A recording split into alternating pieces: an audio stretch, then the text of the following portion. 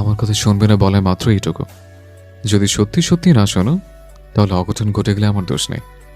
মায়ের রাগে চোখ মুখ দেখে গালে কপালে আরো কয়েকটা চুমু খায়। তারপর ডোরের দিকে এগিয়ে যেতে যেতে বলে, হেব্বি স্বাদ, নেশা ধরে গেল। বদলোক, অসভ্য শয়তান। আমার মতো ভদ্র সভ্য ইনোসেন্ট ছেলে তুমি ইহ জগতে দ্বিতীয়জন খুঁজে পাবে না। চলে যায় আলভি। মায়ের রাগে গজগজ করতে করতে হাত দিয়ে গাল আর ঠোঁট জোড়া মুছতে শুরু করে। খবিশ লোক একটা, নিজে দাঁত বের করে মেয়ে দেখে হাসবে, কথা বলবে, প্রশংসা করবে, তাতে কিছু না। আমি একটু সামনে গেলেই দোষ। আলভি মায়ের রুম থেকে বেরিয়ে নিজের রুমে আসে।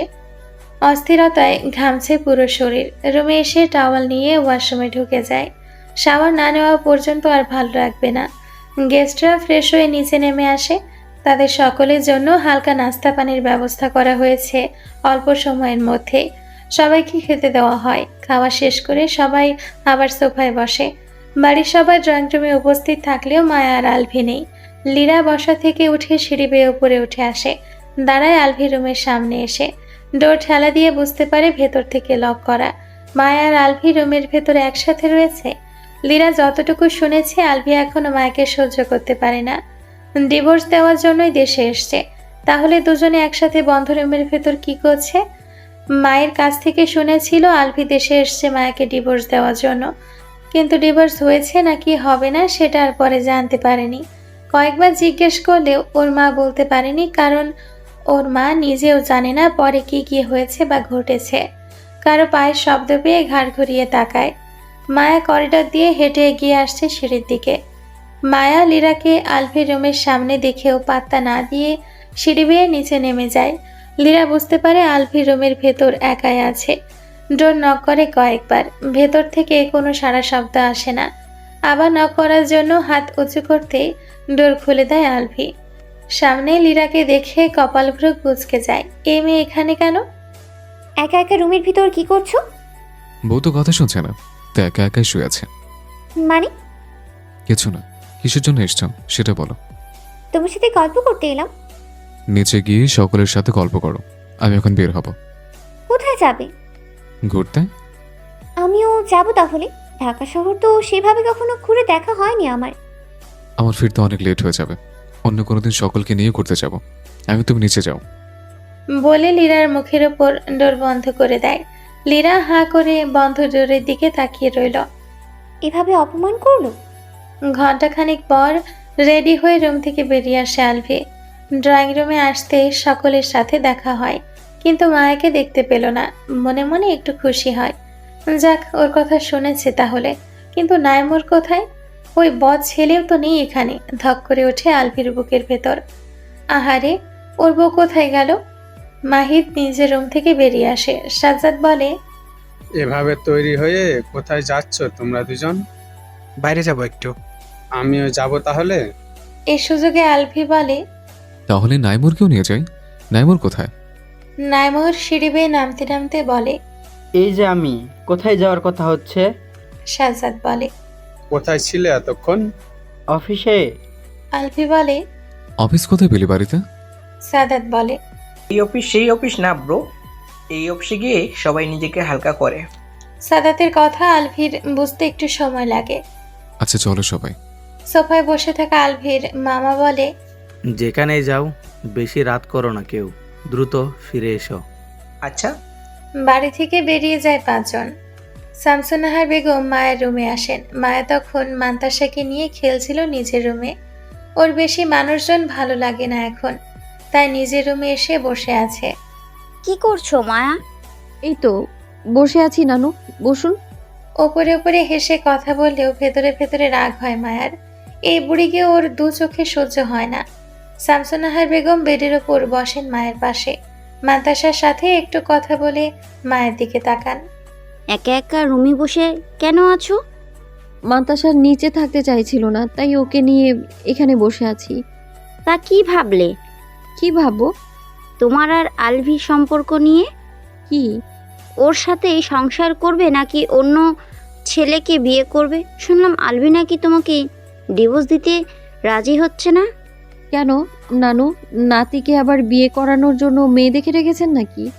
শামসুন্নাহার বেগমের মুখটা ছোট হয়ে যায়। মেয়েটা চ্যাটাং চ্যাটাং কথা শিখে গেছে এখন।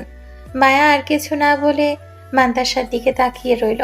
এই বুড়ি কম কথা শোনায়নি ওকে এতদিন ধরে।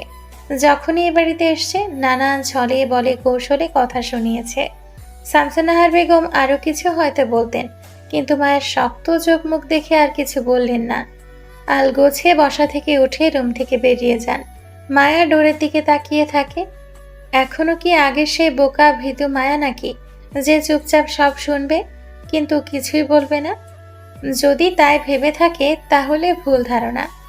এই মায়া আর চুপচাপ থাকবে না, নিজের ওপর করা অন্যায় আর মেনে নেবে না। একটা কথা শোনাতে আসলে 10টা শুনতে হবে। ফুপি, বলো বেবি। তো আব্বু যাবো? কেন, আমার কাছে থাকলে কি হবে? চলো না, প্লিজ ফুপি। তুমি একা যাও, আমি যেতে পারবো না। কেন? কারণ তোমার ছোট আব্বু খুবই বাজে একজন মানুষ। না, তো আব্বু ভালো মানুষ, আমালে অনেক আদর করে। 2 দিন ধরে আসেনি, তার মধ্যে ছোট আব্বু অনেক ভালো মানুষ হয়ে গেল। ওপর নিচ মাথা নাড়ায় মান্তাসা। চলো না। মায়া বিড়বিড় করে বলে, ওই অসভ্য অভদ্র শয়তান বদলোকের সামনে যাব না আমি। এরপর আমার ধারে কাছে আসার চেষ্টা করলেও বাড়ি দিয়ে মাথা ফাটিয়ে দেবো তার। একা একা কি বলতো তুমি? কিছু না, তুমি খেলো। না, তো আব্বুর কাছে যাবো। মহা মুশকিল তো। ছোট আব্বুর মধ্যে কি আছে যে তার কাছেই যেতে হবে? আচ্ছা, দেখাচ্ছি। কি? ছোট আব্বু। ওই অশুভ লোককে দেখতে চাই না আমি। মান্তাসা শোনে না মায়ের কোনো কথা। ওর এখন আলফির কাছে যেতে ইচ্ছে করছে। সে সকালে একটু কোলে নিয়েছিল, তারপর আর কোলে নেয়নি। এখন আলফির কাছে যাওয়ার জন্য মন ছুটে গেছে। মায়ের হাত টেনে ধরে করিডোরে এসে দাঁড়ায়। মায়া আর এক পাও আগায় না। মায়াকে টেনে নিয়ে যেতে না পেরে ওকে ছেড়েই দৌড়ে এগিয়ে যায় আলফির রুমের দিকে। ডোর ধাক্কা দিতেই খুলে যায়। রুমের লাইট অফ, জানালা দিয়ে আলো আসছে ভেতরে। রুমে কেউ নেই। আবার দৌড়ে মায়ের কাছে ফিরে আসে। ছোট আব্বু নেই তো। রুমে নেই? না। তাহলে বোধহয় নিচে সকলের সাথে রয়েছে। চলো। মায়া মান্তাসার হাত ধরে সিঁড়ি বেয়ে নিচে নেমে আসে। সোফায় আলফি কেন, মাহির ছাড়া আর কোনো যুবক ছেলে নেই। বড়রা সবাই গল্পে মশগুল হয়ে আছে। তোমার ছোট আব্বু বাইরে গেছে মনে হচ্ছে, তুমি তোমার আব্বুর কাছে যাও এখন। মান্তাসা গুটি গুটি পায়ে মাহিরের কাছে এগিয়ে যায়। মায়ের রুমে ফিরে যাওয়ার জন্য ঘুরে দাঁড়াতেই লীরা পেছন থেকে ডেকে ওঠে। ইচ্ছে না থাকা সত্ত্বেও দাঁড়ায় মায়া। লীরা মায়ের কাছে এগিয়ে আসে। চলো উপরে গিয়ে কথা বলি। হুম।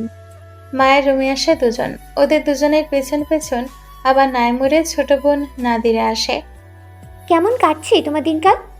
আলহামদুলিল্লাহ, খুব ভালো কাটছে আপু। তোমার কেমন কাটছে? ভালো। তা কি ভাবলে? কোন বিষয়? তোমাদের দুজনের। আমি আর কে? বুঝেও না বুঝার ভান করছো নাকি? বুঝেও না বোঝার ভান করব কেন? ক্লিয়ার করে বলো, না বলে বুঝবো কি করে? তোমার আর আলভির ডিভোর্স কবে হচ্ছে? নতুন ভাবে খুঁজে রেখেছো নাকি আপু? মানে? মানে হলো এটাই যে আমাদের দুজনের তালাক হয়ে গেলে তোমাদের ভাইয়াকে তো আবার বিয়ে করাবে নিশ্চয়ই। বিয়ে করানোর জন্য তো মেয়ে লাগবে। মেয়ে খুঁজে রেখেছো নাকি সেটাই জানতে চাইলাম। আমি যে প্রশ্ন করেছি সেটার উত্তর দাও। তা না নিজেই উল্টো প্রশ্ন করছো। এই জন্মে তালাক না হলে কি খুব বেশি অন্যায় বা গুনাহ হয়ে যাবে? কি বলতে চাইছো? আমি কিছু বলতে চাইছি না, আমি তো মুক্তি চাইছি। কিন্তু তোমার ভাইয়া তো কিছুতেই রাজি হচ্ছে না। এখন সুন্দরী বতী, মেকআপ বতী, স্টাইলিশ বতী, গোছালো বতী, শয়তানি বতী, ন্যাকা বতী, ছ্যাঁকা বতী, ছেঁচড়া বতী, কুটনি বতী মেয়ে খুঁজে বের করে তোমার ভাইয়াকে দেখাও। তাকে পছন্দ করে যদি আমায় একটু মুক্তি দেয় তাহলে আমি একটু বেশি খুশি হব। পাগলের মতো কি সব বলছো? এরকম গুণওয়ালা মেয়ে খুঁজে পেলে নিয়ে আসবে। আমি নিজ দায়িত্বে তোমার ভাইয়াকে বিয়ে করিয়ে দেব তার সাথে। এই গুণগুলো না থাকলে কিন্তু বিয়ে ক্যান্সেল। সত্যি সত্যি পাগল হয়ে গেছো নাকি তুমি? পাগল হতে যাব কেন আজব? এই সব গুণ তো আমার মধ্যে নেই, ছিল না কখনো। তোমার ভাইয়ার বোধহয় এই সব গুণওয়ালা মেয়েই পছন্দ। এসব গুণওয়ালা মেয়ে দেখলেই তো দাঁত বের করে হাসে। মানসিকভাবে অসুস্থ হয়ে যাচ্ছ তুমি, দ্রুত চিকিৎসা করাও নিজের। নাদিরা আয়। দুজনে চলে যেতে মায়া জিদ হয়ে শুয়ে গা ঝাঁকিয়ে হেসে ওঠে। সন্ধ্যের পরপর বাড়িতে ফিরে আসে 5 জন। বাকি 4 জন স্বাভাবিক থাকলেও স্বাভাবিক নেই আলভি। আলভির হাতে পায়ে কপালে ব্যান্ডেজ বাঁধা। সাদা শার্টের জায়গায় জায়গায় লাল ছোপ ছোপ দাগ হয়ে আছে। খুঁড়িয়ে খুঁড়িয়ে এগিয়ে আসছে। সোফায় বসে থাকা সকলেই লাফিয়ে উঠে দাঁড়ায়। দ্রুত এগিয়ে আসে আলভির কাছে। ঐশী রহমান ছেলেকে ধরে উতলা হয়ে বলে, তোমার কি হয়েছে আলভি? এমন অবস্থা কিভাবে হলো? কোথায় গিয়েছিলে? শান্ত হ আম্মু, সেরকম কিছু হয়নি। বাইক নিয়ে পড়ে গিয়েছিলাম, হাত পা ছিলে গেছে, এইটুকুই। কিভাবে পড়লে? চালাতে গিয়ে। আলভি বাইক চালাতে পারে না? কয়েকজনের অবাক গলার স্বর। আলভি বলে, বাইক চালাতে না পারাটা কি অনেক বড় পাপ? না মানে এত বড় হয়েও বাইক চালাতে পারো না, তাই আর কি।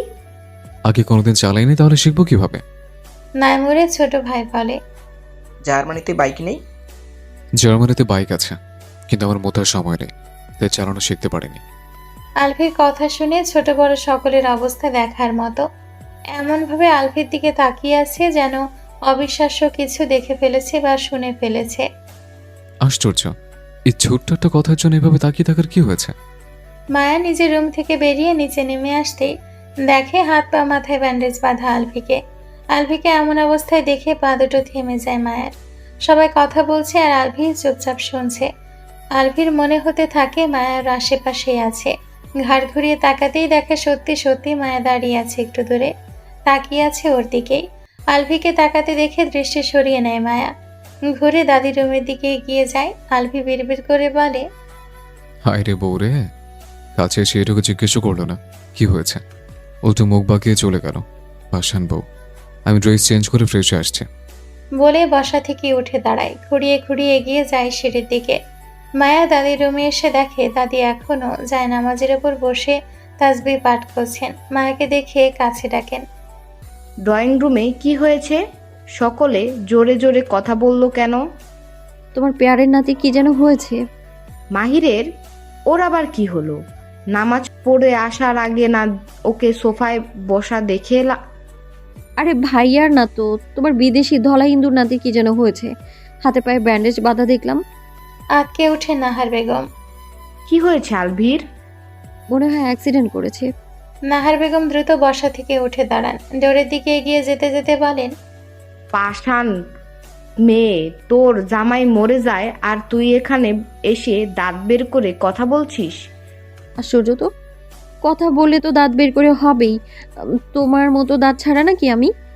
বেশি কথা না বলে তাড়াতাড়ি আয়। তুমি যাও, আমি যাব না। নাহার বেগম ফিরে ভেতরে আসেন। আবার মায়ের হাত ধরে টেনে রুম থেকে বেরিয়ে আসেন। রুমের বাইরে এসে শক্ত হয়ে দাঁড়ায় মায়া। অদ্ভুত তো, এভাবে আমার হাত ধরে টানছো কেন? বাড়িতে এতগুলো মেহমান এসেছে, তারা কি বলবে? ছেলেটা অ্যাক্সিডেন্ট হয়েছে আর তুই বউ হয়ে ওর সেবা যত্ন তো দূর রে থাক, কাছেও যাচ্ছিস না। মেহমানরা খুশিই হবে। এখন ছাড়ো আমার হাত।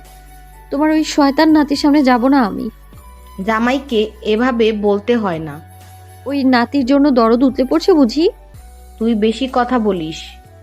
যাব না আমি। নাহার বেগম শোনেন না মায়ের কোনো কথা। হাত ধরে জোর করে ড্রয়িং রুমে নিয়ে আসেন। আলবি কোথায়? নাহার বেগমের কথা শুনে সবাই ওনার দিকে তাকান। মাহির বলে, রুমে গেছে। নাহার বেগম আর কোনো কথা না বলে সিঁড়ির দিকে এগিয়ে যান মায়ের হাত ধরে রেখে। সোফায় সবাই বসে আছে তাই মায়া কিছু বলছে না। দাদিকে ধরে নিয়ে ওপরে উঠে আসে। এখন ছাড়ো আমায়। কোনো ছাড়াছাড়ি নেই, তুই আয় আমার সাথে। বুড়ো হয়ে গেছো, শরীরে এখনো এত শক্তি কেন? তোর বয়সে আমি 2 সন্তানের মা হয়ে গিয়েছিলাম। আশ্চর্য, আমি বলছি একটা আর তুমি বলছো আরেকটা। বেশি কথা না বলে আয় আমার সাথে। মায়াকে টেনে নিয়ে আলভি রুমের সামনে এসে দাঁড়ায়। কিছুতেই ভেতরে প্রবেশ করবে না। আলভি। দাদির গলার স্বর শুনে ড্রেসিং টেবিলের সামনে থেকে ডোরের দিকে উকি দেয়। ভেতরে আসো। তুমি একটু আসো। আলভি ড্রেসিং টেবিলের সামনে থেকে সরে আসে। দাদি নাতনিকে এক প্রকার কুস্তি করতে দেখে কয়েক সেকেন্ড চুপচাপ দাঁড়িয়ে থাকে। মায়া আলভির দিকে তাকাচ্ছেই না। দাদির হাত থেকে নিজের হাত ছাড়িয়ে নেওয়ার চেষ্টা করছে সমানে। বলো দাদু। ওকে একটু ভেতরে নিতে সাহায্য করো, পারবে কি? আলভি 2 কদম এগিয়ে আসে। মায়ের বাম হাতটা নিজের বাম হাত দিয়ে ধরে এক টানে ভেতরে নিয়ে আসে। ওপরের সিটকেনিটা লাগিয়ে দাও। দাদির কথা মতন তাই করে আলভি। মায়া একপাশে মাথা নিচে করে দাঁড়িয়ে আছে, রাগে লাল হয়ে গেছে। বুড়ো মানুষ, বেশি জোরে টানাটানি বা ধাক্কা দিলে পড়ে গিয়ে ব্যথা পাবে, তাই মায়া করে সেরকম কিছুই করেনি মায়া। আর এই বুড়ি ওকে ধরে বেঁধে বাঘের কাছে এনে বন্দি করলো, তাও সে বাঘ না, এক নাম্বারে অশুভ অভদ্র লুচ্চু বাঘ। সুযোগ পেলেই চেপে ধরে। নাহার বেগম মায়াকে টেনে এনে দাঁড়ালো আলভির সামনে। মায়া মাথার নিচে করেই দাঁড়িয়ে থাকে, একটা বারও উপরের দিকে তাকায় না। নাহার বেগম ভালোভাবে তাকান নাতির দিকে। এরকম হয়েছে কিভাবে তোমার? কিভাবে অ্যাক্সিডেন্ট হয়েছে? বাইক চালাতে গিয়ে বাইক নিয়ে পড়ে গিয়েছিলাম। আর কোথায় কোথায় ব্যথা পেয়েছো? বেশি ব্যথা পাইনি, আর কয়েকদিনই ঠিক হয়ে যাবে। তুমি দেখাও, আমি দেখব। গায়ের টি শার্ট তুলে ডান পাশে পিঠ দেখায়। এরকম হয়ে গেছে আর বলছো বেশি কিছু হয়নি? দাদির কথা শুনে মায়া চোখ তুলে তাকায়। আলভির ফর্সা পিঠ, ডান পাশটা পুরোপুরি জখম হয়ে গেছে। এমন অবস্থায় দেখে মায়ের শরীর কাঁটা দিয়ে ওঠে। আলভি ঘুরে দাঁড়াতেই চোখাচোখি হয় দুজনের। মায়া চোখে মুখে স্পষ্ট ব্যথা যন্ত্রণার ছাপ দেখতে পায় আলভি। এই ব্যথা যন্ত্রণার ছাপ পড়ার কারণ মায়া আঘাত পেয়েছে এমন নয়, আলভি আঘাত পেয়েছে সেটা দেখে ও চোখে মুখে এই ব্যথা যন্ত্রণার ছাপ ফুটে উঠেছে। মায়া নিজের দৃষ্টি সরিয়ে নেয়। আলভি বুঝতে পারে মায়া ওর কাছ থেকে নিজের দৃষ্টি লুকিয়ে নিল। আলভি খুঁড়িয়ে খুঁড়িয়ে বেডে বসে পা ঝুলিয়ে। দাদি আর মায়াকেও বসতে বলে। দাদি মায়াকে টেনে নিয়ে বসেন আলভির পাশে। ডাক্তার কি বলেছে? কয়েকদিনে ঘা শুকিয়ে যাবে। দেখে শুনে বাইক চালাবে না, যদি বড় ধরনের কিছু হয়ে যেত। আলভির সামনের দিকে দৃষ্টি রেখে বলে, কি আর হতো, সবাইকে মুক্তি দিয়ে চলে যেতাম। আমার জন্য আর কাউকে কষ্ট পেতে হতো না। আলভি, রেগে যাচ্ছ কেন? ভুল কিছু বলেছি আমি? তুমি হিসেব করে দেখো, আমার জন্য এই বাড়ির প্রত্যেক জনকে ঠিক কতটা কষ্ট পেতে হয়েছে। সবাইকে আমি অনেক কষ্ট দিয়েছি এতগুলো বছর ধরে। পুরনো কথা বাদ দাও। কিভাবে বাদ দেব? পুরনো স্মৃতি কি বলতে পারবে? পুরনো কথা মনে করে কেন কষ্ট পাবে? বর্তমান আর ভবিষ্যৎ নিয়ে ভাবো। ভবিষ্যতে যেন কাউকে কষ্ট পেতে না হয় সেদিকে খেয়াল রাখবে। অতীতের কষ্টই তো মুছে দিতে পারছি না, বর্তমান ভবিষ্যৎ নিয়ে কখন ভাববো? আগের ক্ষতটা তো সারাতে হবে আগে। আলভির কথা শুনে মায়ের মুখের দিকে তাকান নাহার বেগম। মায়া এখনো চোখ মুখ শক্ত করে নিচের দিকে তাকিয়ে আছে। আলভির কথা ওর কর্ণকুহরে পৌঁছাচ্ছে কিনা কে জানে। আলভি পুনরায় বলে, তোমার কি মনে হয় দাদু, তোমাদের সকলকে ছেড়ে জার্মানিতে আমি খুব আনন্দে নেচে গিয়ে দিন পার করছে? এরকম কেন মনে হবে? আমাদের পরিবারের সবাই এখানে আছে, শুধু তুমি ছিলে না, তাতেই সকলের এত কষ্ট হয়েছে। সব সময় শূন্যতায় ঘিরে রেখেছে সবাইকে। সেখানে তুমি পরিবারের সবাইকে ছেড়ে একা একা ছিলে এতগুলো বছর। আমাদের থেকে তোমার অনেক বেশি কষ্ট হয়েছে। ভুল বলে দাদু, যাদের হৃদয় থাকে তাদের কষ্ট হয়, আমার তো হৃদয় নেই, তাই আমার কষ্টও হয়নি। আলভি একটু থেমে আবার বলে, সদ্য 18 বছর বয়স, অপরিচিত একটা দেশ, অপরিচিত জায়গা, অপরিচিত মানুষ। পরিচিত বলতে শুধু আমার আমিটাই। পরিবারের সাথে যোগাযোগ বন্ধ, কথা বলার মতো কেউ নেই। যদিও এর জন্য একমাত্র আমি নিজেই দায়ী। দিন যায়, মাস যায়, বছর পেরিয়ে নতুন বছর আসে, কিন্তু আমার জীবনে হাসি আনন্দ আসে না। এইভাবেই পড়াশোনা করতে করতে 7টা বছর পেরিয়ে যায়। রাগ যে তখন আমার শরীরের প্রত্যেকটা শিরায় উপশিরায়। রাগি, গম্ভীর, বদমেজাজে, খিটখিটে মেজাজ। কারোর সাথে কথা বলতে ইচ্ছে করতো না, মানে কেমন যেন হয়ে গিয়েছিলাম। সিদ্ধান্ত নিয়ে নিলাম দেশে ফিরবই না। জব করে সিদ্ধান্ত নিয়ে আবার মদ পাল্টি বিজনেস করার সিদ্ধান্ত নেই। আব্বুর কাছ থেকে টাকা নিয়ে শেয়ারে বিজনেস শুরু করলাম। ব্যস্ত হলাম নতুনভাবে। সারাদিন কাজকর্ম ব্যস্ততা শেষে যখনই বাড়িটায় ফিরতাম, দম বন্ধ হয়ে আসতাম। ডাইনিং টেবিলে খাবার খেতে বসে প্রত্যেক লোকমা ভাতের সাথে এক ঢোক পানি গিলতে হয়েছে। পানি ছাড়া ভাত গলা থেকে নেমে পেটে যেতেই চাইতো না। এতটুকু বলে একটু থামে, তাকায় দাদির মুখের দিকে। দাদির চোখ দুটো পানিতে টইটম্বুর হয়ে আছে। আলভি মুচকি হেসে নিজের হাত দিয়ে দাদির চোখের পানি মুছিয়ে দেয়। এক হাতে জড়িয়ে ধরে দাদিকে। দাদিকে জড়িয়ে ধরার সময় মায়ের বাহুতে ছোঁয়া লাগে। মায়া একটু সরে যায়। আরো কিছু বলতে চাইলেও দাদির চোখের পানি দেখে আর বলে না আলভি। কি হয়েছে, চোখে পানি কেন? সবাইকে ছেড়ে থাকতে অনেক কষ্ট হয়েছে, তাই না? আমার কষ্ট হয় না, ছলো ছলো চোখে নাতির মুখের দিকে তাকিয়ে থাকেন নাহার বেগম। আলফি দাদিকে ছেড়ে উঠে দাঁড়ায়। তোমরা 2 মিনিট বসো, আমি আসছি। টাওয়াল হাতে ওয়াশরুমে প্রবেশ করে আলফি। ড্রেস চেঞ্জ করলেও হাত মুখ ধোয়া হয়নি। টাওয়াল ভিজিয়ে হাত মুখ মুছে নেয়। ব্যান্ডেজে এখন পানি লাগাতে নিষেধ করেছে। সকালে লাগাতে পারবে, সমস্যা হবে না। নাহার বেগম মায়ের মুখের দিকে তাকান। মায়া এখনো আগের মতোই বসে আছে। মায়ার এক হাত নিজের হাতের মুঠোয় নিয়ে বলেন, আর কত জেদ ধরে থাকবি? এবার অন্তত সব রাগ জেদ ঝেড়ে দে। তুই যেমন কষ্ট পেয়েছিস, আলবিও তো তেমন কষ্ট পেয়েছে। কষ্ট পেয়েছে ঠিক আছে, কিন্তু আমাকে যা যা ফেস করতে হয়েছে, তোমার নাতিকে কি সেই সব ফেস করতে হয়েছে? আমি শুনেছি মানুষদের তীরের ফলার মতো ধারালো কথা। 1000বার ছুরি দিয়ে আঘাত করলেও বোধহয় অতটা কষ্ট হতো না যতটা কষ্ট মানুষের কথায় হয়েছে। সে ছেলে বলে এখনো তাকে দুটো কথা বলেনি কেউ। আর বাড়িতে মানুষ আসতে না আসতেই আমাকে কথা শোনানোর জন্য চলে এসেছিল। আমাকেই সব সহ্য করতে হবে, আমাকেই মানিয়ে নিতে হবে, আবার আমাকেই ছেড়ে দিতে হবে। আমি কি তোমার নাতিকে ধরে রেখেছি, নাকি তাকে আবার বিয়ে করতে নিষেধ করেছি? সে এখনই বিয়ে করে নিক, তাতে আমার কোনো আপত্তি নেই। এরপর যে আমাকে কথা শোনাতে আসবে, আমি কিন্তু তাকে অপমান করে দেব। তারপর কেউ বলতে পারবে না আমি এত বড় বেয়াদব কেন হয়েছি। কে তোকে কি বলেছে আবার?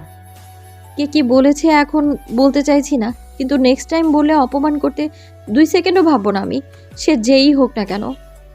দাদি হয়তো বুঝতে পারলেন কিছু। তিনি এর আগেও আলফির নানির বাড়ির কয়েকজনকে দেখেছিলেন মায়াকে কথা শোনাতে। তখন তিনি হুঁশিয়ার করে দিয়েছিলেন পরের বার যেন এমন কিছু না করে, কিন্তু তারা এবারেও এসে একই কাজ করছে। কিন্তু কে করেছে সেটা শিওর হতে পারছেন না। ওয়াশরুমের ডোরের সামনে দাঁড়িয়ে দাদি নাতনির সব কথা শুনেছে আলফি। মায়া যখনই বলেছে আসতে না আসতে কথা শোনানোর জন্য চলে এসেছিল, তখনই বুঝতে পেরেছে ও নানার বাড়ির কেউ একজন মায়াকে পছন্দ করে না। আর সেও অন্যদের মতোই মায়াকে কথা শোনায়, আগেও শুনিয়েছে। ডোর খুলে রুমে চলে আসে। মায়া আর কোনো কথা না বলে চুপ হয়ে মাথা নিচু করে বসে থাকে। আলফি ভেজা টাওয়েল শুকাতে দিয়ে আসে বেলকনিতে। রুমে এসে ডোর খুলে মায়ের দিকে তাকিয়ে বলে, মায়া, তুমি যাও। মায়ার 1 সেকেন্ডও দেরি করে না, সাথে সাথে উঠে রুম থেকে বেরিয়ে যায়। মায়া চলে যাওয়ার পর আলফি আবার ডোর লক করে দেয়। তারপর দাদির পাশে এসে বসে। তোমাকে যা জিজ্ঞেস করব তার সঠিক উত্তর দেবে। কি জানতে চাও? মায়া একটু আগে যা যা বলেছে তা সবই শুনেছি আমি। তুমি কিন্তু কোনো ঝামেলা করো না দাদু ভাই। ঝামেলা করব না, তুমি শুধু আমার প্রশ্নের উত্তর দাও। আলভির ক্ষত শুকিয়ে উঠেছে। এখন স্বাভাবিকভাবেই হাঁটাচলা করতে পারে, তবে ডান হাতের ব্যথা এখনো পুরোপুরি ঠিক হয়নি। মাঝখানে একদিন পেরিয়ে গেছে, সবকিছু আগের মতোই রয়ে গেছে। আলভি আর মায়ের সম্পর্কের একটু উন্নতি হয়নি। আলভিকে দেখলেই 10 হাত দূরে দিয়ে হাঁটে মায়া। আলভি কথা বলতে চাইলেও সুযোগ দেয় না। আর আগামী পরশু আলভি নানির বাড়ি সবাই ফিরে যাবে। আলভি নিজের রুমে বেডের ওপর বসে ল্যাপটপে ভিডিও কলে কথা বলতে ব্যস্ত। জার্মানি থেকে ওর পিএ আমান কল করেছে। কথা শেষ করে সামনের দিকে তাকিয়ে দেখে লীরা দাঁড়িয়ে আছে। আলভির বুঝে আসে না এই মেয়ে বাড়িতে থাকলেও কেন এত মেকআপ করে। লীরা আলভির কাছে এগিয়ে এসে দাঁড়ায়। আলভি বিরক্ত হলেও চুপ করে রইল। এই মেয়ের মতলব বুঝতে বাকি নেই আলভির। মেয়ে মানুষ হয়ে কিভাবে যে একটা ছেলের দিকে তাকিয়ে থাকে কে জানে। এই মেয়ের যে লজ্জা শরম বলতে কিছু নেই তা বুঝতে বাকি নেই আলভির। এই রাতের বেলা যুবতী মেয়ে হয়ে একটা ছেলের রুমে আসা কোনো ভালো মেয়ের কর্ম নয়। এগুলো বাড়ি থেকে বিদায় হলেই বাঁচে আলভি। লীরা কিছু বলার জন্য উসখুস করছে, কিন্তু ওর কথা শুনতে চায় না আলভি। তার নিজ থেকে বলে, বাইরের কোনো মেয়ে হুটহাট আমার রুমে আসুক তা আমার পছন্দ না লীরা। তুমি এখন আসতে পারো। আমি বাইরের মেয়ে? তুমি যেভাবে বুঝেছ আমি সেভাবে বলিনি। বাইরের মেয়ে বলতে বুঝিয়েছি আমার বউ বাদে অন্য কোনো মেয়ে আমার রুমে আসুক তা আমার পছন্দ না। তুমি এখন আসো, আমি ঘুমাবো। লীরা অপমান বোধ করে। ও স্পষ্ট বুঝতে পেরেছে আলভি ওকে বাইরের মেয়েই বলছে, কারণ লীরা এবারের মেয়ে নয়। ওই মায়ার মধ্যে কি আছে যেটা ওর মধ্যে নেই? ও কি মায়ার চেয়ে কম সুন্দরী নাকি? লীরা, তুমি যাও এখন। লীরা মুখ কালো করে রুম থেকে বেরিয়ে আসে। গেস্ট রুমের সামনে ওর দাদি শামসুন্নাহার বেগম দাঁড়িয়েছিলেন। লীরা গেস্ট রুমে ঢুকে রাগে ফেটে পড়ে।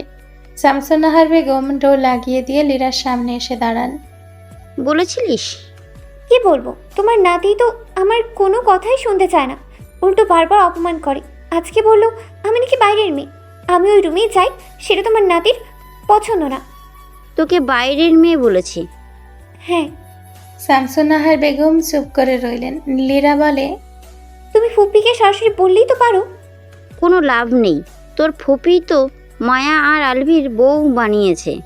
আমি অনেক আগেই বলেছিলাম মায়া আর আলভির ডিভোর্স করিয়ে আলভিকে আবার বিয়ে করাতে, তোর ফুপি রাজি হয়নি।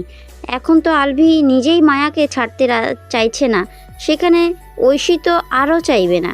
মায়ার দিক থেকে আলভি মন ঘোরাতে হবে। সেটা কিভাবে? তোমার নাতি তো সারাদিন মায়া মায়া করেই দিন পার করে। তুই চিন্তা করিস না, যা করার আমি করব, তোর মাই করবে। কি করবে? বললাম তো তোকে, ভাবতে হবে না, তুই এখন ঘুমিয়ে পড়। ফ্রেশ হওয়ার জন্য বাথরুমে প্রবেশ করে লীরা। শামসুন্নাহার বেগম ছেলের বউকে ডেকে নিয়ে আসেন নিজের রুমে। এক মগ কফি নিয়ে আলফির রুমের সামনে এসে দাঁড়ায় মায়া। এত রাতে কেন কফি খেতে হবে? এখন তো ঘুমানোর সময়, এখন কফি খেলে ঘুম আসবে? মায়ের ওপর খুব বেশি রাগ হচ্ছে মায়ের। ওকে কেন কফি দিয়ে পাঠাতে হবে? নিয়ে আসতে রাজি হয়নি বলে আদেশ দিল, তাও যে সে আদেশ নয়, একদম কড়া আদেশ। না করায় এমনভাবে তাকিয়েছিল যেন ও কফি নিয়ে না এলে আলভি এখনই মরেই যাবে, দুনিয়া উল্টে যাবে, এ বাড়িটায় ঠাঠা পড়বে। মায়ের রাগের মুখে পড়ে বাধ্য হয়ে কফি নিয়ে আসতে হলো। কে জানে এই বদলোক ওর মাকে কি জাদু করেছে, সব সময় শুধু আলভি আলভি। আস্তে করে ডোরে টোকা দেয় মায়া। ভেতর থেকে ভেসে আসে আলভির গলার স্বর। ভেতরে আসো। আলভির গলার স্বর শুনেই বুকটা লাফিয়ে ওঠে মায়ার। মুখে থুথু দিয়ে নিজেকে স্বাভাবিক করে ভেতরে পা বাড়ায় ডোর ঠেলে। মায়াকে দেখে আলভি অনেক বেশি অবাক হয়। ভাবেনি মায়া কফি নিয়ে আসতে পারে। এই মেয়ের যা তেজ হয়েছে আজকাল, তাকালেও মনে হয় চোখ দিয়ে ভস্ম করে দেবে।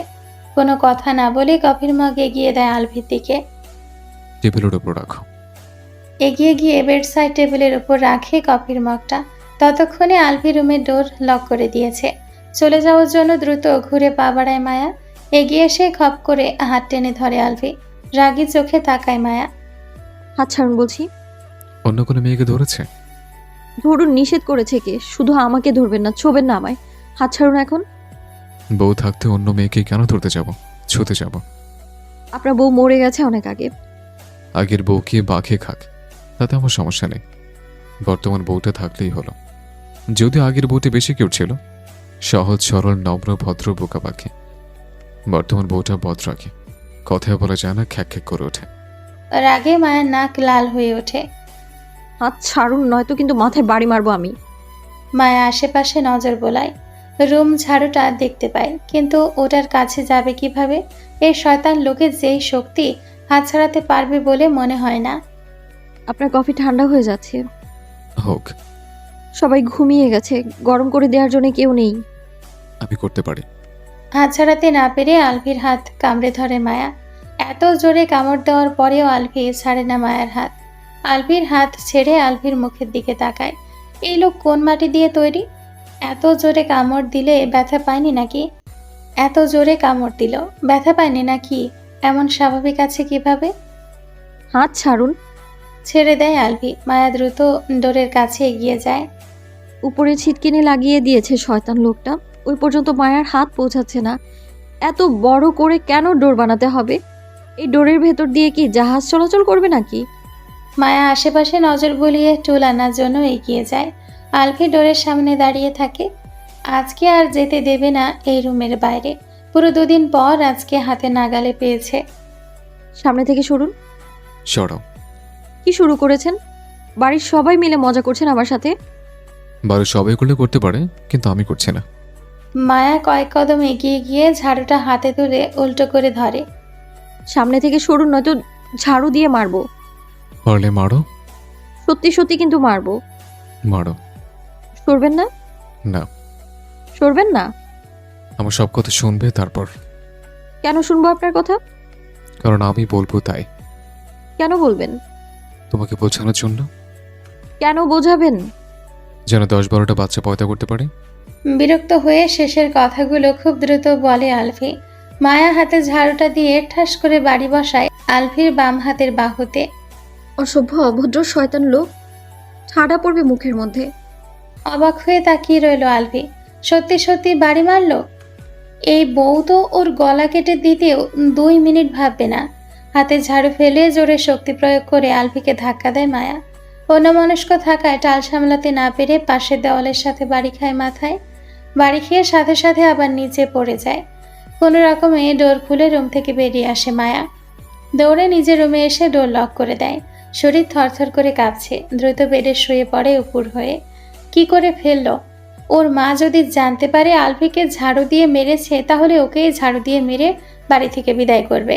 আলভির মুখে এমন কথা শুনে হাত দুটো আপনা আপনি বাড়ি মেরেছে, ওর কোনো দোষ নেই। ও মারতে চায়নি তো সত্যি সত্যি। এখন কি হবে? শোয়া থেকে আবার লাফিয়ে উঠে বসে। যে জোরে ধাক্কাটা দিল, ঠাস করে দেওয়ালের সাথে গিয়ে মাথায় বাড়ি খেলো। বেঁচে আছে নাকি মরে গেছে, নাকি অজ্ঞান হয়ে গেছে? এত জোরে বাড়ি খেয়েও তো চিৎকার করলো না। ভয়ে মায়ার হাত পা আরো বেশি কাঁপতে শুরু করে। আলভি যদি মরে যায় তাহলে ওকে পুলিশ ধরে নিয়ে যাবে, জেল হবে, ফাঁসি হবে, তারপরে নিজেও মরে যাবে। মায়া চিৎকার দিয়ে ওঠে। না, এ কিছুতেই হতে পারে না। আলভির কি অবস্থা কে জানে। ওর তো এখনই শ্বাস বন্ধ হয়ে আসছে। না, কিছু হবে না আলভির। এত বড় হাতির মতন একটা লোক ওর মতন মশার ধাক্কা খেয়ে মরতে পারেই না। হয়তো মাথায় আঘাত পেয়েছে, বরফ দিলে ঠিক হয়ে যাবে। বেড থেকে নেমে দাঁড়ায়। একবার দেখে আসা উচিত কি অবস্থা আলভির। থরথর করে কাঁপতে কাঁপতে রুম থেকে বেরিয়ে আসে। আলভির রুমে না গিয়ে আগে নিচে কিচেনে আসে। ফ্রিজ থেকে একটা ঠান্ডা পানির বোতল নেয়, আইস কিউব নেয় সাথে। তারপর আবার উপরে উঠে আসে। বাড়ির কারো কোনো সারা শব্দ নেই। সবাই নিজেদের রুমে নিশ্চুপ হয়ে রয়েছে। আলভি রুমে ডোর ঠেলে ভেতরে উকিয়ে দেয়। কই আলভি, কই? ঝাড়ু টাড়ু কিছুই তো নেই সামনে। আর না আলভি আছে। হাওয়া হয়ে গেল নাকি? মাথাটা আরেকটু ভেতরের দিকে নিয়ে পুরো রুমে নজর বোলাতেই দেখে আলভির ড্রেসিং টেবিলের সামনে দাঁড়িয়ে ড্যাব ড্যাব করে তাকিয়ে আছে ওর দিকেই। এভাবে তাকিয়ে থাকতে দেখে ভয় পেয়ে পিছিয়ে আসে মায়া। যাক বাবা, মরেনি, অজ্ঞানও হয়নি। ব্যথা তো পেয়েছে নিশ্চয়ই। নিজেকে স্বাভাবিক করে নিয়ে ভেতরে প্রবেশ করে বিড়বিড় করে। আলভির কপালের বাম পাশটা লাল হয়ে ফুলে উঠেছে, বাম পাশের গালও লাল হয়ে আছে। ড্রেসিং টেবিলের সামনে দাঁড়িয়ে নিজেকেই দেখছিল। মায়া যে আবার ওর রুমে আসবে কল্পনাও করেনি। যা না ভাবে তাই শুধু হচ্ছে আজকে। মায়া হাতের আইস কিউবগুলো এগিয়ে দেয় আলভির দিকে। বরফ দিলে ব্যথা তাড়াতাড়ি কমে যাবে। আলভি মুখ ঘুরিয়ে বলে, লাগবে না। মাথা ফাটে এখন এসেছে বরফ দিতে? মায়া মনে মনে বলে। মেয়েদের মতো ঢঙও করতে পারে আবার। ভাবনা থেকে বেরিয়ে মুখে বলে, বরফটা লাগান, গলে যাচ্ছে তো। আলভি বেডে গিয়ে আটশো হয়ে বসে। লাগিয়ে তোর ইচ্ছে থাকলে দাও, না হলে নিয়ে চলে যাও। মায়া আগের মতোই দাঁড়িয়ে রইল। আলভি আবার বলে, ব্যথা তুমি দিয়েছ, সারাবেও তুমি। আর না সারানো ইচ্ছে থাকলে নিচের মাথায় দাও, তাতে যদি ওই আগ্নেয়গুলি একটু ঠান্ডা হয়। মায়া আলভির মুখের দিকে তাকিয়ে থাকে। কোন দুঃখে মায়ের রাগ দেখে ভয় পেয়ে কফি নিয়ে এসেছিল। না কফি নিয়ে ও নিজে আসতো, আর না এসব কিছুই ঘটত। সব ওর মায়ের দোষ। ইচ্ছে না থাকা সত্ত্বেও এগিয়ে যায় আলভির কাছে। আইস কিউব হাতে তুলে নেয় একটা। থরথর করে কাঁপতে থাকা হাত বাড়িয়ে কপালের ফোলা জায়গায় বরফ ধরে। আলভি মনে মনে অনেক হাসে। ও নিজেই বরফ নেওয়ার জন্য যাচ্ছিল নিচে। মায়াকে পানি আর আইস কিউব বক্স নিয়ে এগিয়ে আসতে দেখে দ্রুত সরে এসে ড্রেসিং টেবিলের সামনে দাঁড়িয়েছিল। তখন মায়াকে দেখে অবাক হওয়ার ভান করেছে। আলভি মুখ ফুটে বলে, অন্যের বউরা তাদের জামাইকে আদর করে, চুমু খায়, মাথায় হাত বুলিয়ে দেয়, মিষ্টি মিষ্টি কথা শোনায়। আর আমার বউ ধাক্কা দিয়ে ফেলে মাচা ভেঙে দেয়, মাথা কপাল ফাটিয়ে দেয়, ঝাড়ু দিয়ে বাড়ি মারে, খ্যাক খ্যাক করে কথা বলে। আল্লাহ, কবে যেন তোমার এই নিরীহ নিষ্পাপ ভোলা ভালা বান্দার গলা কেটে দেয়। আল্লাহ, আপনারা নিরীহ বান্দাকে হেফাজত করুন। মায়ের মুখের দিকে তাকিয়ে আবার আকাশের দিকে তাকায়। ও আল্লাহ, দেখুন কিভাবে তাকায় আমার দিকে। এইভাবে তাকালে তো আমি ভয়েই মরে যাব। এখানে আসাই ভুল হয়েছে আমার। যাও, আর কিছু বলবো না। এখন এই নিরীহ স্বামীর সেবা যত্ন করো একটু। পরের দিন সকালে ড্রয়িং রুমে আসতে ড্রয়িং রুমে বসে থাকা সকলে আলভির দিকে বড় বড় চোখ করে তাকায়। কপালের ওপর অত বড় আলো গজালো কিভাবে? ডান পাশের কপালে ছুলে গেছে, বাম পাশের কপালে ফুলে গেছে। আহনাফ মাহমুদ বলেন, আলবি, তোমার কপালে আবার কি হয়েছে? এভাবে ফুলে গেল কিভাবে? আলফি মায়ের দিকে তাকায়। মায়া বড় ভাইয়ের গা ঘেঁষে চোরা চোখে তাকিয়ে আছে ওর দিকে। নাহার বেগম বলেন, কি হলো, কথা বলছো না কেন আলভি? কপাল ফুললো কিভাবে? ওয়াশরুমে পড়ে গিয়েছিলাম রাতে, তখন তেলের সাথে বাড়ি লেগেছে। আলতাফ মাহমুদ বলেন, ওয়াশরুমে গিয়ে নাচানাচি করছিলে নাকি ছোট বাচ্চাদের মতো? ঠোঁট চেপে হেসে ওঠে মায়া। নাচানাচি করবো কেন? সুন্দর একটা পড়ে এসে ধাক্কা মেরে ফেলে দিয়েছিল।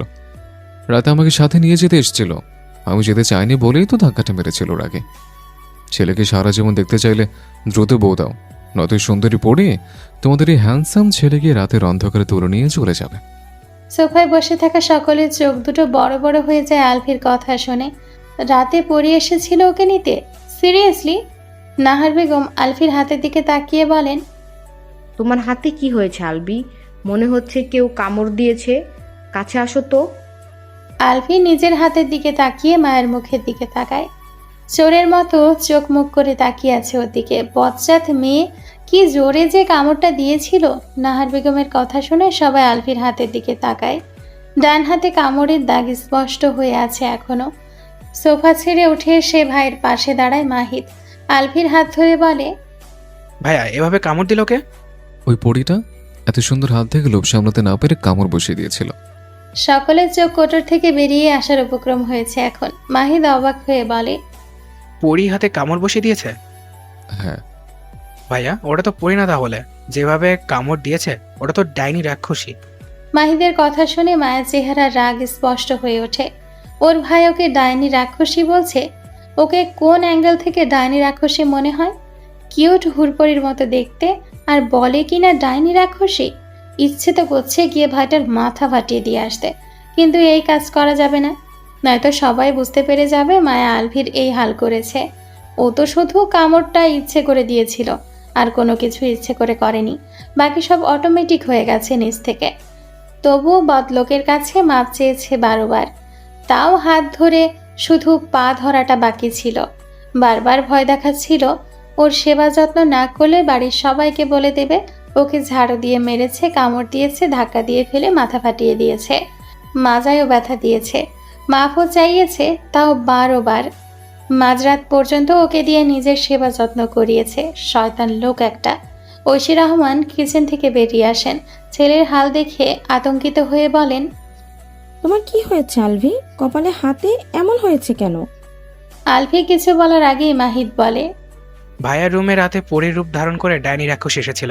ভাইয়া হ্যান্ডসাম দেখতে, তাই নিজের সাথে নিয়ে যাওয়ার চেষ্টা করেছিল, কিন্তু ভাইয়া যেতে চায়নি, তাই ধাক্কা দিয়ে ফেলে দিয়েছিল। ফর্সা সুন্দর স্কিন দেখে লোভ সামলাতে না পেরে কামড় মেরেছে। এমন উদ্ভট কথা শুনে ঐশী রহমান কিছু সময় চুপ করে দুজনের দিকে তাকিয়ে রইলেন। রাতে কি হয়েছিল, সত্যি কথা বলো। সত্যি কথাই তো বলছে, সত্যি সত্যি একটা পড়ে এসেছিল। কি যে সুন্দর দেখতে, বলে বোঝাতে পারবো না তোমাদের। সত্যি সত্যি পড়ে এসেছিল? হ্যাঁ। আলফির কথা একটু একটু বিশ্বাস হচ্ছে এখন। তার ছেলেটা তো দেখতে মন্দ না, মাশাআল্লাহ অনেক সুন্দর দেখতে। দুষ্ট পরি নজর পড়তেই পারে এত সুন্দর একটা ছেলের ওপর। এত বয়স হয়ে গেছে, এখনো বউ বাচ্চা নেই, পরির নজর তো পড়বে। আল্লাহ, কি বলছো তুমি এসব? সবকিছু করার পর পরিটা 1 ডজন মাফ চেয়েছিল। আলফির এমন কথা শুনে সকলে যেন 7 আসমানের ওপর থেকে নিচে পড়ল। 1 ডজন মাপ চেয়েছে মানে কি? মাহির বলল, পাগলের মতন কি বলছিস এসব? 1 ডজন মাপ চেয়েছে মানে কি? 12 বার মাফ চেয়েছে আমার কাছে। তোর এই অবস্থা করে আবার মাপও চেয়েছে? ওপর নিচ মাথা নাড়ায় আলফি। নাহার বেগম বলেন, ওই ছেলেকে আর একটা দিনও বউ ছাড়া রাখা যাবে না। আজকে থেকে ওর বউকে ওর রুমে রাখবে। আলতাফ মাহমুদ কিছু বলতে চাইলেন, কিন্তু তার আগে মায়া বলে, আমি থাকবো না ওনার রুমে। যেই বড় শয়তান উনি, ওনার রুমে পড়ি কেন? কোনো শয়তানও যাওয়ার আগে 100 বার ভাববে। মায়ের এমন কথা শুনে সবাই মায়ের দিকে তাকায়। মায়া গুটিসুটি মেরে ভাইয়ের সাথে চিপকে যায়। সবাই এভাবে তাকাচ্ছে কেন ওর দিকে? বুঝতে পারে এতগুলো মানুষের সামনে ভুলভাল কথা বলে ফেলেছে মুখ ফসকে। মুখ ফসকে বেরিয়ে গেছে, তাতে ওর কি দোষ? সব দোষ এই বদলোকের। আলফির নানি শামসুন্নাহার বেগম বলেন, আলভি যেভাবে বলছে তাতে তো মনে হচ্ছে দুষ্টু পরি ওর পেছনে পড়েছে। এভাবে ওকে বেশি দিন রাখা যাবে না, তাড়াতাড়ি বিয়ে করাতে হবে। মায়া ওর সাথে সংসার করতে চাইছে না, তাহলে এভাবে সম্পর্ক ঝুলিয়ে রাখার কি দরকার? ওদের তালাক করিয়ে আলভিকে আবার বিয়ে করাও। ঐশী রহমান বলেন, এখন চাইছে না, কয়েকদিন পর চাইবে। তোমার একটা মাত্র সন্তান, ছেলেটাকে দুষ্টুপুরি তুলে নিয়ে যাওয়ার পর বা কোনো ক্ষতি করার পর চাইলে হবে?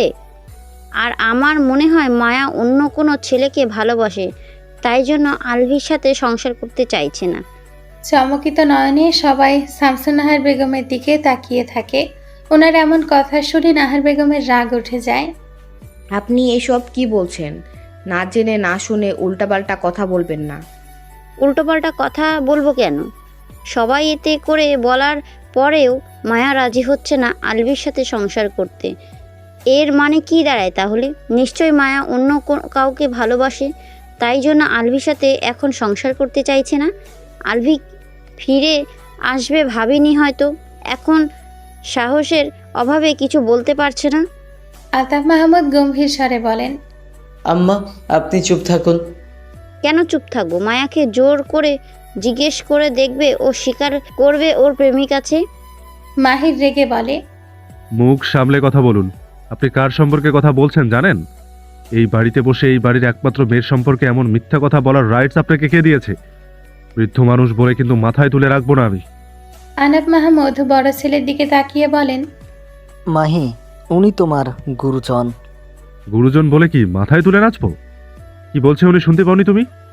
ঐশী রহমানের ভাই বলেন, মা, এইসব কোন ধরনের কথা বলছো? উল্টাপাল্টা কথা না বলে মুখ বন্ধ রাখো। উল্টোপাল্টা কথা বলবো কেন? মায়া গত রাতে কোথায় ছিল জিজ্ঞাসা করো। সারা রাত তো ও ওর রুমে ছিল না। এমন কথা শুনে উপস্থিত সবাই শকড। ঐশী রহমানের পাশে মেহবুবা মেহের এসে দাঁড়িয়েছেন চিল্লাপাল্লা শুনে। কি হয়েছে বুঝতে না পেরে চুপচাপ দাঁড়িয়ে রইলেন। আলফির মামাতো ভাই বলে, কি বলছো এসব? মায়া ও রুমে না থাকলে কোথায় থাকবে? গত রাতে মায়া তোমাদের কারোর রুমে ছিল?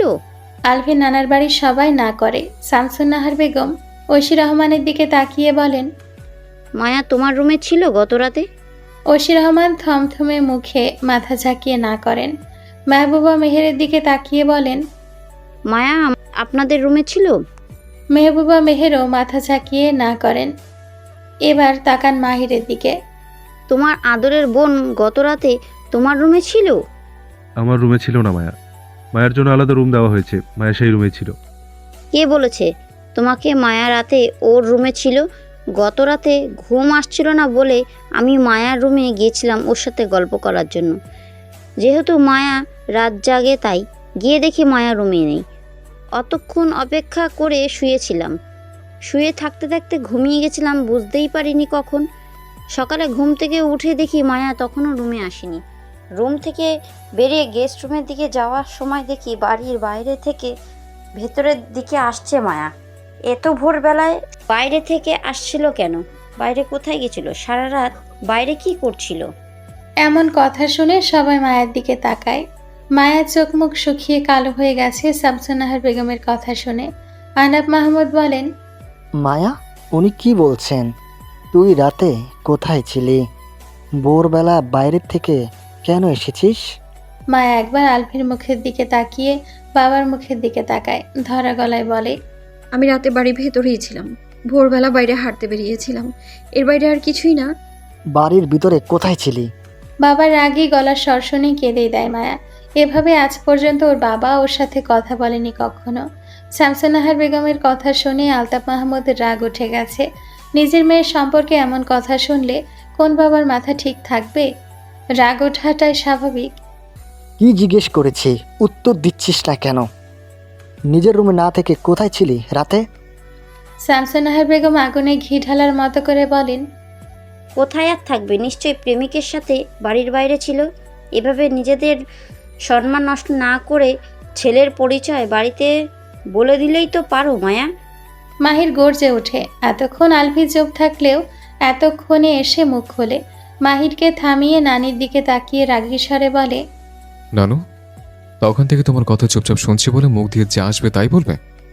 আমার বউয়ের সম্পর্কে এমন কথা তুমি কিভাবে বলছো? মায়েরা তোমার নাতনির বয়সে, ওর সম্পর্কে এমন কথা বলতে তোমার বুক কাঁপছে না? বৃদ্ধ হয়ে গেছো অথচ শয়তানি কুটনামি ছাড়োনি। শিওর জানো মায়া রাতে কোথায় ছিল? একজনের সম্পর্কে না জেনে তার চরিত্র দিকে কিভাবে কাতা ছড়াছড়ি করছো তুমি? দাঁত পড়ে গেছে, চুল পেকে গেছে, অথচ আক্কেল জ্ঞান হয়নি। লজ্জা হওয়া উচিত তোমার। আনাব মাহমুদ ধমক দিয়ে মায়াকে বলেন, কি জিজ্ঞেস করেছি উত্তর দিচ্ছিস না কেন বেয়াদব? চড়িয়ে দাঁত ফেলে দেব, মুখ বন্ধ করে থাকবি তো। এত জোরে ধমক শুনে শব্দ করে কেঁদে ওঠে মায়া। আলফি শ্বশুরের দিকে তাকিয়ে বলে, খবরদার আমার বউকে ধমকে বলে তুমি।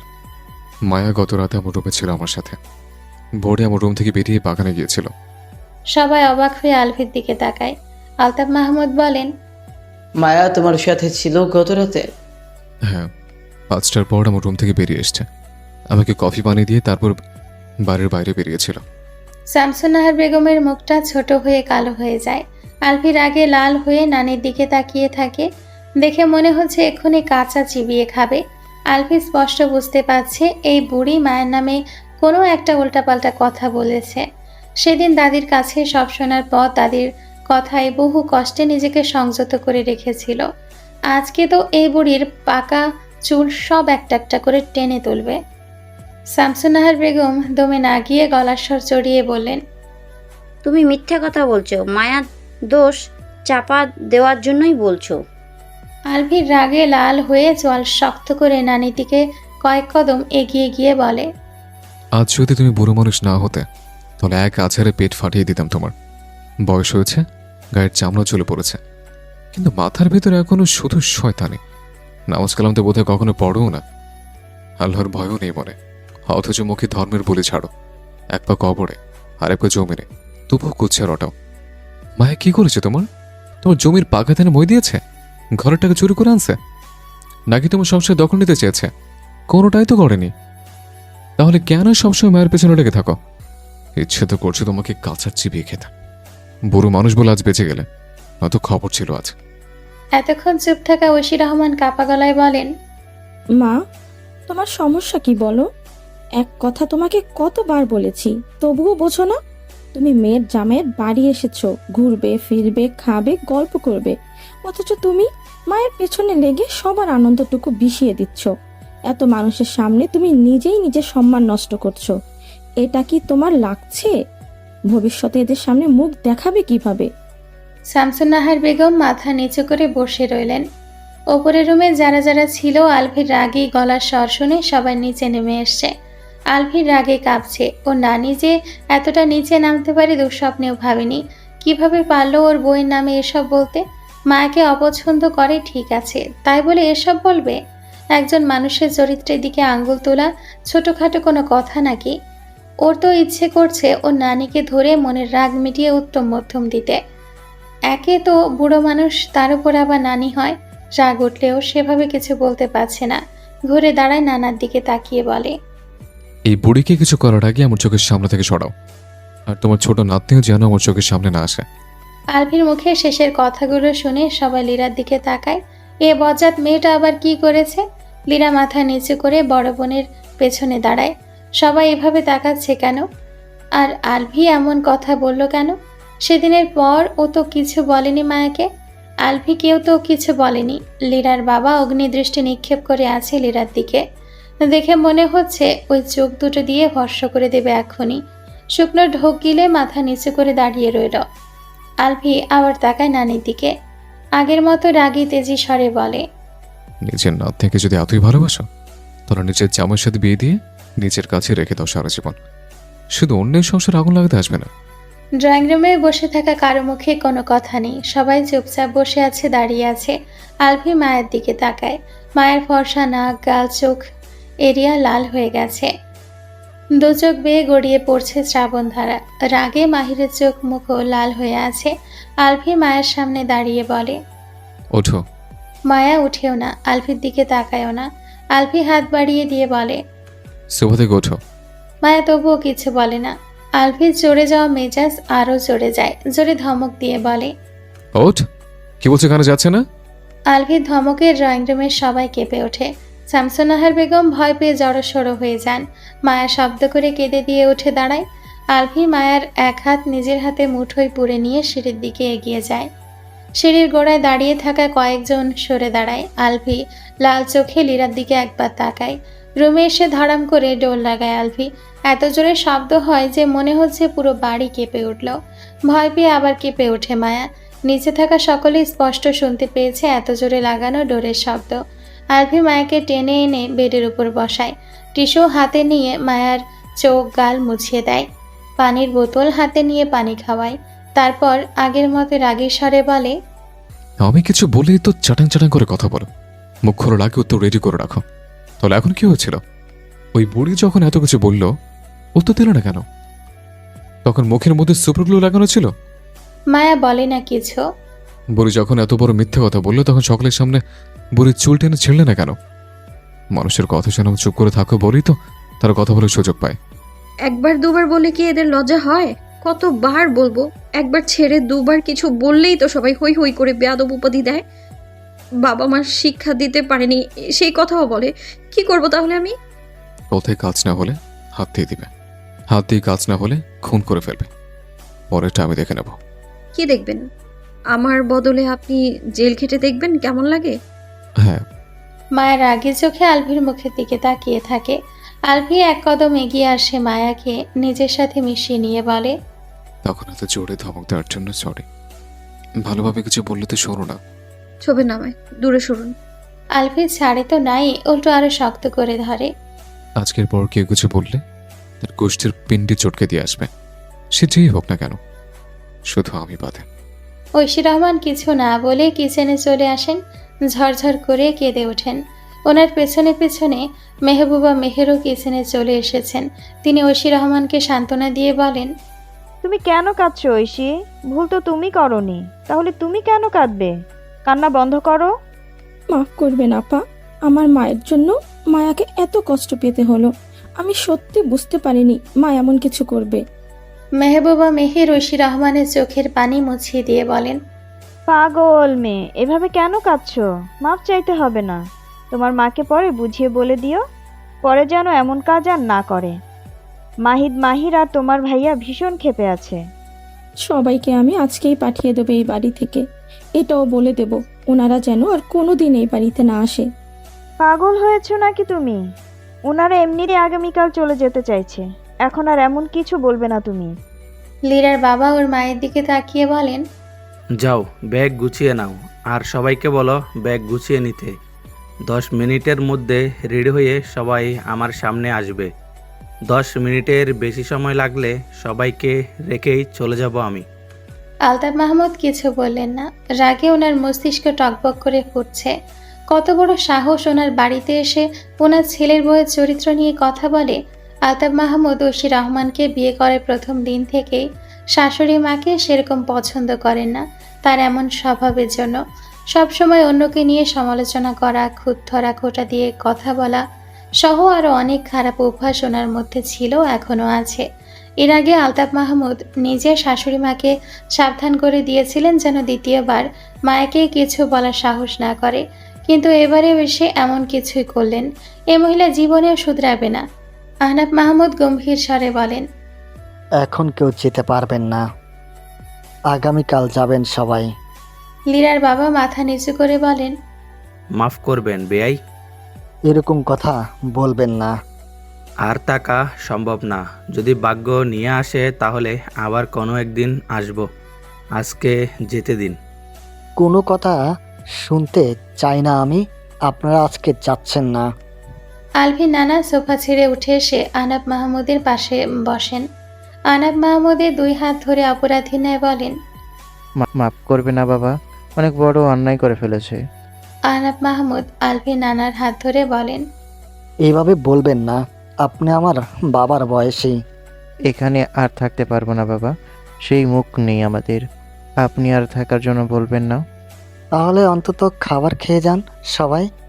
রান্না প্রায় হয়ে এসেছে বোধহয়। আচ্ছা, আলফি নানা স্ত্রীর দিকে আগুন চোখে তাকান। একবার বাড়ি ফিরতে পারলে হয়, তারপরে এই বুড়িকে গরম তেলে ভাজবেন। জীবনে আজ অবধি কারো সামনে কখনো মাথা নিচু করতে হয়নি, কারো কাছে মাপ চাইতে হয়নি আল্লাহ তাআলা ব্যতীত। এই বুড়ির কথার জন্য পুরো বাড়ির মানুষের মাথা নিচু হয়ে গেছে।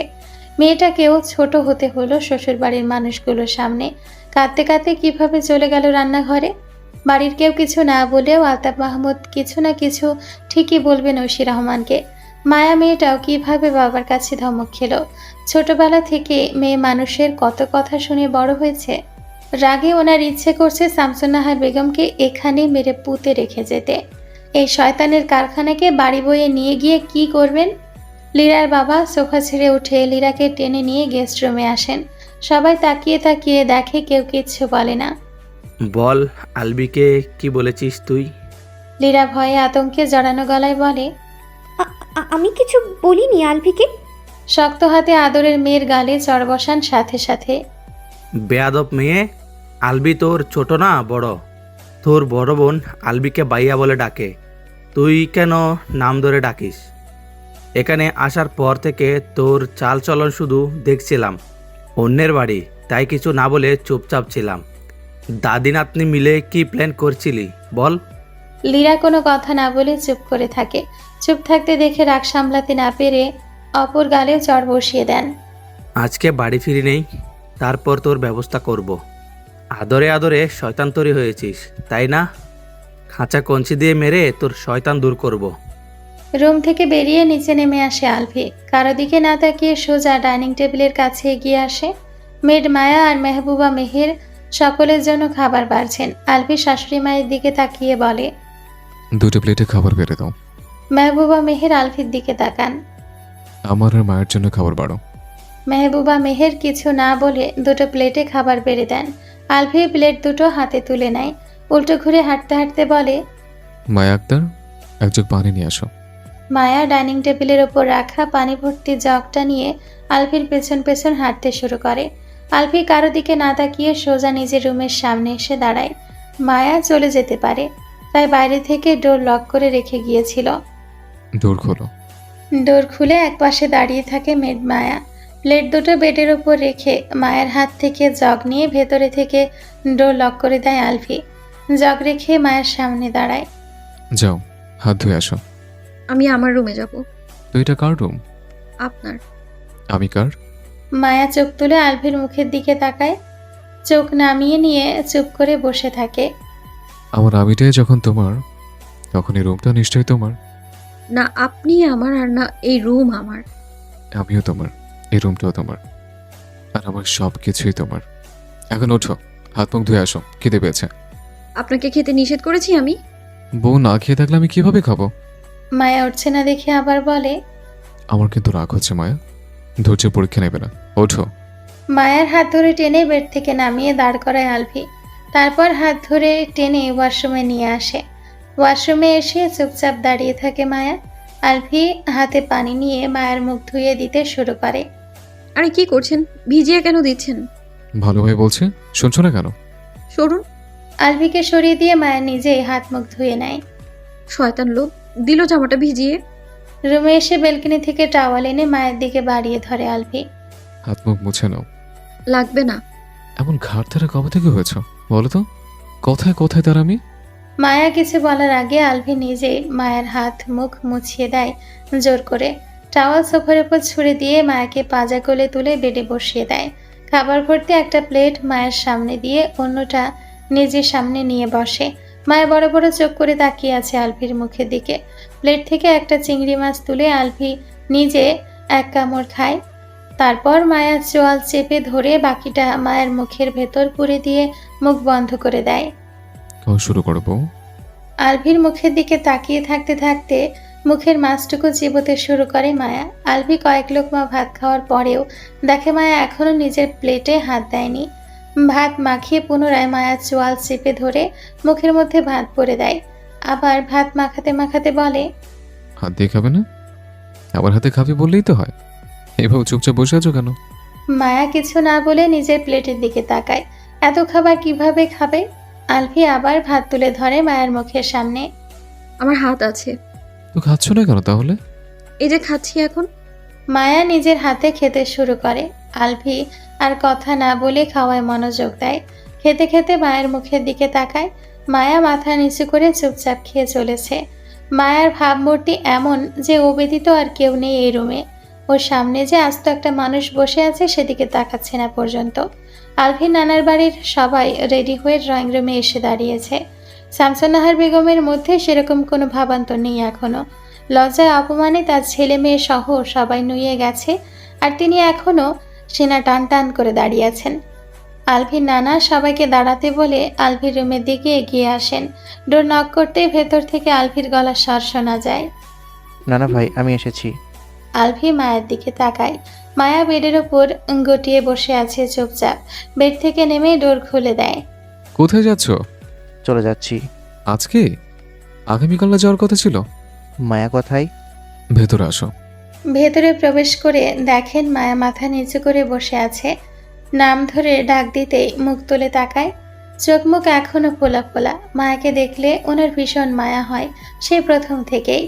আগে যখনই মেয়ের বাড়িতে আসতেন তখনই দেখতেন মায়া মলিন মুখে ঘুরে বেড়াচ্ছে, চুপচাপ এক কোনায় বসে আছে। মেয়েটা মাঝে মধ্যে হাসতো, হাসলে কি সুন্দর যে দেখায় বলার বাইরে।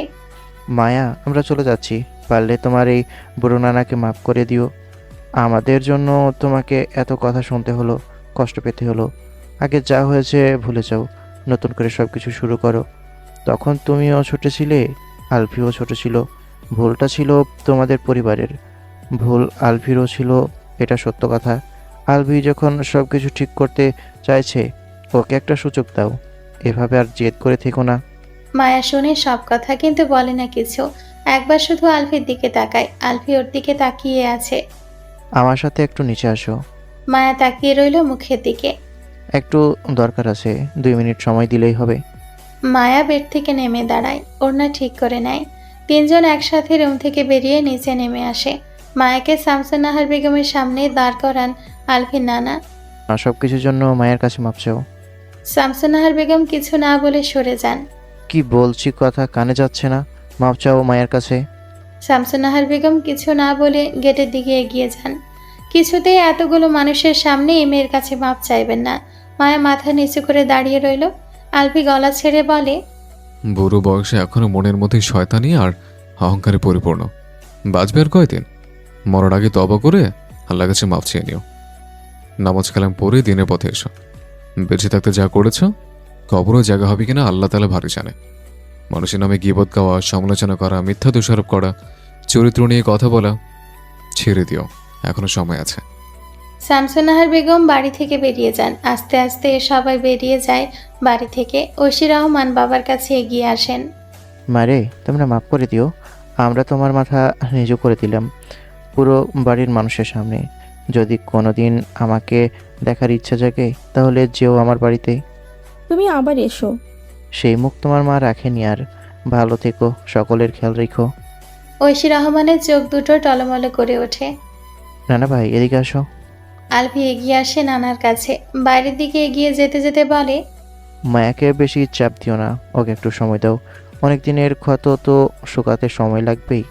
তোমার মায়ের কাছে যা শুনলাম তাতে আমি এটা বুঝতে পারলাম তোমার অনুপস্থিতিতে ওকে অনেক কিছু সহ্য করতে হয়েছে। এটা বাংলাদেশ, এখানকার কিছু সংখ্যক মানুষদের স্বভাবে অন্যকে খোঁচা দিয়ে কষ্ট দিয়ে কথা বলা। এসব করে হয়তো এরা পৈশাচিক আনন্দ পায়। জোর জবরদস্তি কিছু না করে আস্তে আস্তে ঠান্ডা মাথায় ওকে বোঝাও। আমার কোনো কথাই শুনতে চায় না, আমার সামনে আসতে চায় না। তাহলে তুমি কিছু না বলে মায়ের কথাগুলো শোনার চেষ্টা করো।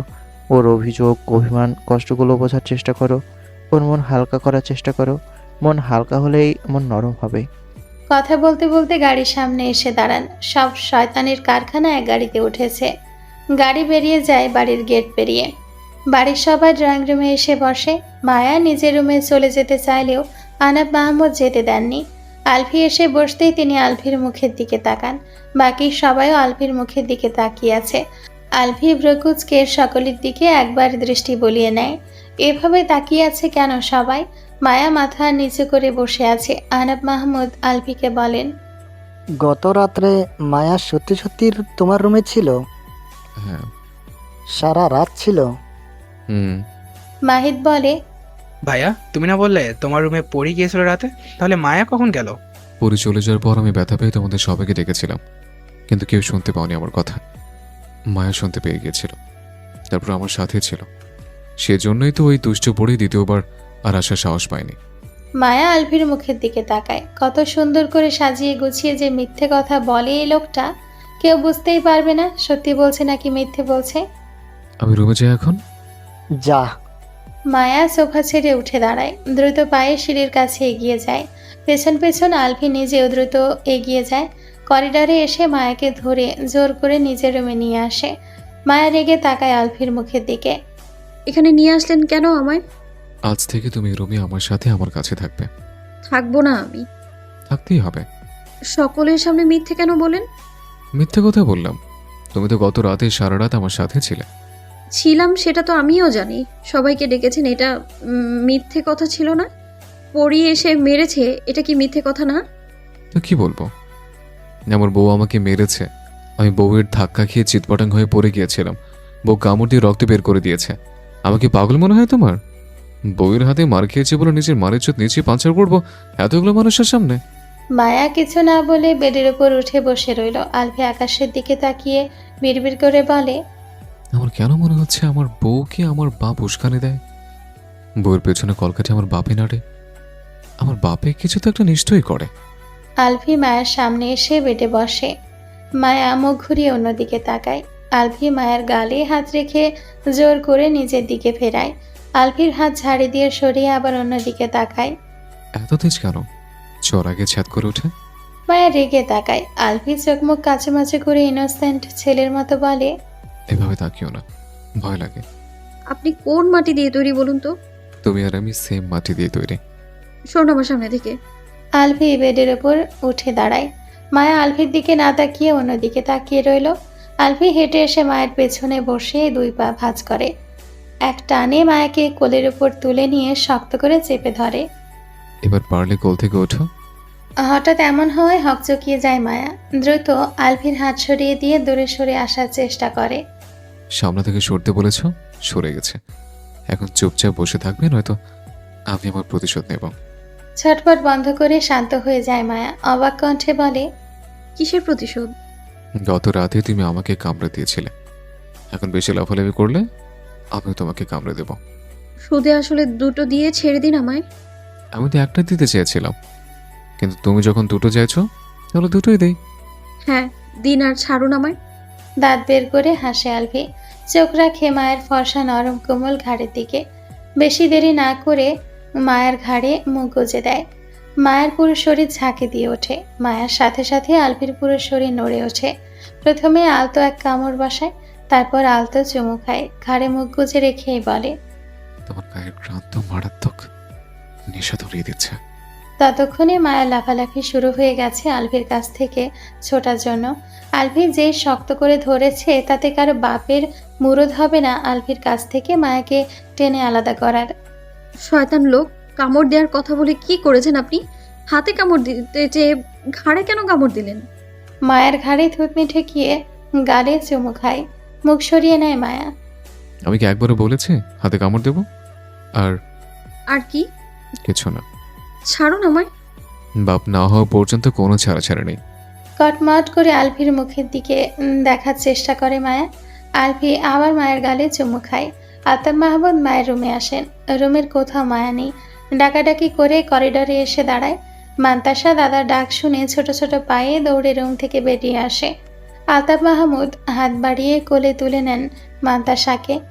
তোমার ফুপি কোথায়? হাত দিয়ে আলভির রুম দেখিয়ে দেয়। মায়া ওই রুমে? মাথা নাড়ায় মান্তাসা। তুমি যেতে দেখেছ? ছোট আব্বু ধরে নিয়ে গেছে। আলফি জোর করে ধরে নিয়ে গেছে? আচ্ছা, তুমি তোমার আম্মুর কাছে যাও, আমি একটু পর এসে তোমাকে নিয়ে যাব। মান্তাসা কোল থেকে নেমে রুমে চলে যায়। আতাব মাহমুদ ছেলে রুমের সামনে এসে দাঁড়ান। ইতস্তত বোধ হলেও হাত উঁচিয়ে ডোর নক করেন। মায়া। মায়া কিছু বলার আগে আলফি বলে, মায়া এই রুমে নেই। আমাকে ডিস্টার্ব না করে সঠিক রুমে গিয়ে খোঁজ চালান দয়া করে। আলফির কথা শেষ হতে মায়া গলা ছেড়ে বলে, মিথ্যে কথা, আমি এই রুমের ভেতরেই আছি ছোট আব্বু। বাইরে আয়, কথা আছে তোর সাথে। তোমার ছেলে বের হতে দেয় না আমায়। আলফি মায়াকে বাইরে আসতে দাও। আলফি বিরক্তি মাখা চোখ মুখে ডোরের দিকে তাকিয়ে থাকে। এখনই আসতে হলো? আর মায়াকে ডাকছে কেন? মায়ের সাথে কি দরকার? মায়া